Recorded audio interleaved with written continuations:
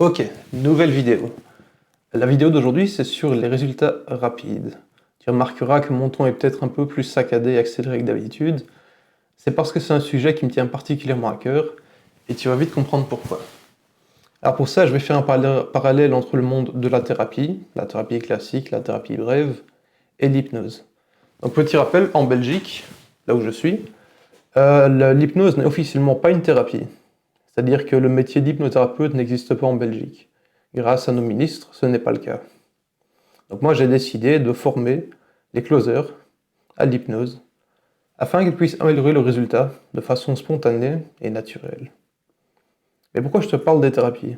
Tout simplement parce que en thérapie classique et en thérapie brève, il est communément accepté que ça prenne du temps. Beaucoup de temps. Et un peu trop à mon goût d'ailleurs. Parce que j'ai pas envie de consacrer 2 ans à la résolution d'un problème personnel. Si par exemple j'ai un traumatisme, que j'ai été traumatisé par un accident de voiture ou par autre chose, la seule chose que je veux réaliser, c'est que ce traumatisme, je sois en paix avec celui-ci le plus rapidement possible. Donc typiquement, il y a des gens compétents pour ça, qui font de la thérapie plus brève, ou juste des gens qui ont une autre approche. Parce que la base d'un traumatisme, d'un point de vue neuronal, c'est un événement choquant qui ancre le cerveau d'une façon spontanée, où le cerveau se dit tout simplement non, non, je veux plus jamais que ça se reproduise, et donc je vais tout faire pour que ça ne se reproduise plus jamais.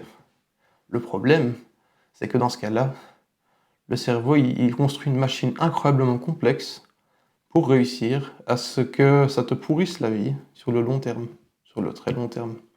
Au début, c'est un petit changement léger qui s'accentue de plus en plus, et de plus en plus encore. Alors, je vais pas faire de la thérapie parce que c'est pas mon métier, mais globalement, si l'hypnose peut aider dans un domaine médical à une chirurgie cardiaque, qui est une opération très lourde, à faire une anesthésie générale ou une anesthésie plus locale, et que la guérison se fait de manière plus rapide et spontanée, je crois que c'est un pas en avant dans l'avancée scientifique. Donc voilà, je ne sais pas pourquoi tu regardes cette vidéo. J'espère que ça te parle et que tu peux en tirer quelque chose. Alors maintenant, je vais te parler des closers.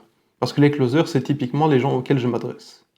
Mon cœur de métier, c'est de former les closers à avoir de meilleurs résultats en pratiquant une forme d'hypnose. Alors là, je ne veux pas t'effrayer, l'hypnose n'a rien de maléfique, c'est tout l'inverse. L'illusion que les gens en ont de l'hypnose de spectacle, c'est une illusion. C'est faire croire aux gens l'illusion du contrôle. Alors qu'au final, la personne qui pratique l'hypnose de spectacle, elle sait très bien que les personnes qui sont sur scène le font parce qu'elles ont envie d'être sur scène. C'est pour ça qu'il y a des tests de réceptivité et toutes sortes de choses qui font que la mise en scène donne cette illusion de contrôle. En pratique, l'hypnose ne sait jamais faire l'opposé de ce que tu as envie que tu as envie de faire. Quand tu as envie de changer littéralement les choses, c'est parce que tu es motivé. Et c'est sur cette motivation que je travaille. Moi, mon objectif personnel et professionnel, c'est de faire en sorte que tu atteignes ton résultat de manière rapide, voire instantanée.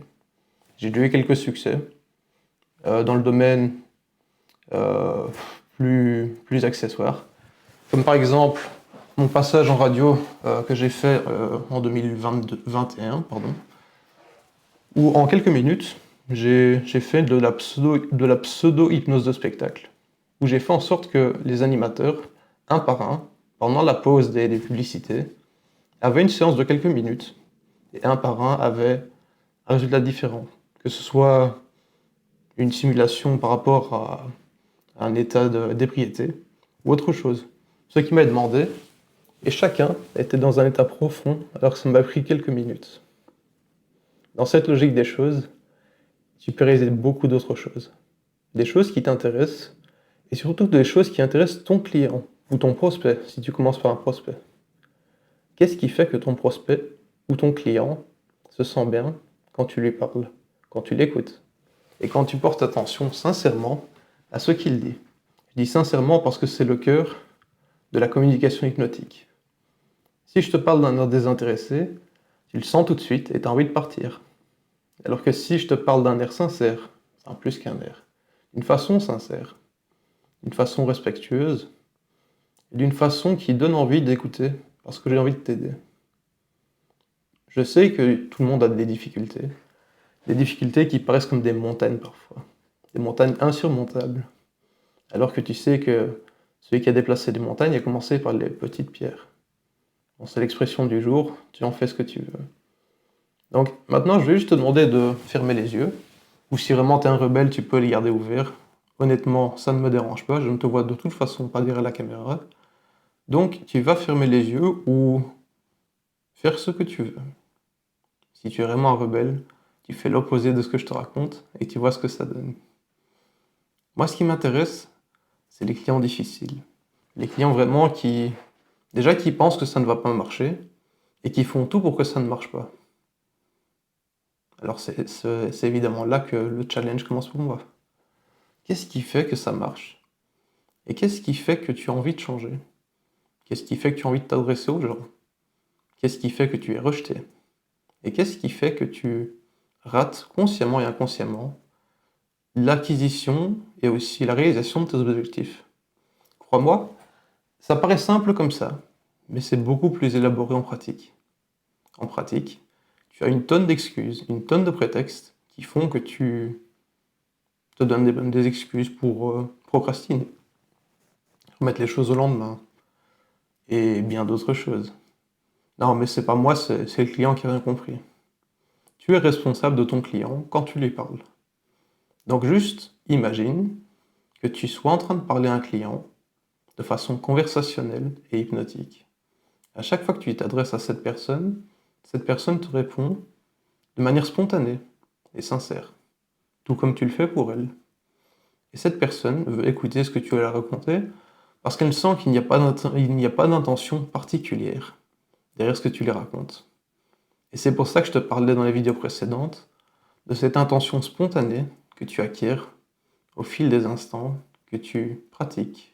Cette nouvelle compétence qu'est l'hypnose, qui peut renforcer tes compétences de closer que tu as déjà.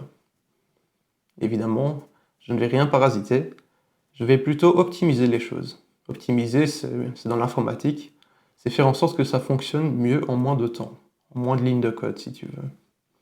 Donc, c'est plus élégant, c'est plus naturel. Et c'est une nouvelle approche. C'est ça qui fait que je forme une génération de pionniers des closers. Des closers hypnotiques qui le font avec cœur et avec sincérité, parce que c'est juste ce qu'ils veulent faire. C'est ce qui les rend humains, et c'est ce qui les rend attirants pour les autres. C'est ce qui les rend captivants. C'est ce qui les rend uniques à leur façon. Et c'est ce qui magnétise les clients. Le magnétisme, d'un point de vue historique, c'est également d'où vient l'hypnose. Il y avait des magnétiseurs, comme Anton Mesmer, qui avait... Enfin, je crois que c'est un magnétiseur. Je vous avoue, je ne connais plus assez la théorie là-dessus. Mais disons que l'hypnose part du principe qu'il y a des fluides dans le corps, enfin, le magnétisme, qui régule les choses. Et puis, les gens se sont rendus compte qu'en parlant, en faisant des suggestions, le magnétisme dégage quelque chose de magique. On met ce qu'on veut là-dessus, hein. C'est magique d'un point de vue conceptuel. Hein. Mais revenons-en au closer. Imaginons maintenant que tu puisses, de par ta parole, tes suggestions et aussi ta façon de t'adresser aux autres, apporter ce que ton client, ton prospect, attend de toi, sans même qu'il n'ait à te le demander. Et qu'à la fin, tu lui rendes ce service de closer la vente, parce que tu sens que c'est quelque chose dont il a entièrement besoin, et qui le satisfera tout à fait. Je te parle pas d'une tromperie ou quelque chose, je te parle de quelque chose de beaucoup plus profond. Quelque chose où tu sais que la personne se sent tellement reconnaissante qu'évidemment qu'elle a envie de signer. Elle a envie de signer parce qu'elle a compris que l'attitude que tu as vis-à-vis d'elle est la même attitude qu'elle aura au moment où elle profitera du service ou du produit qu'elle a acheté.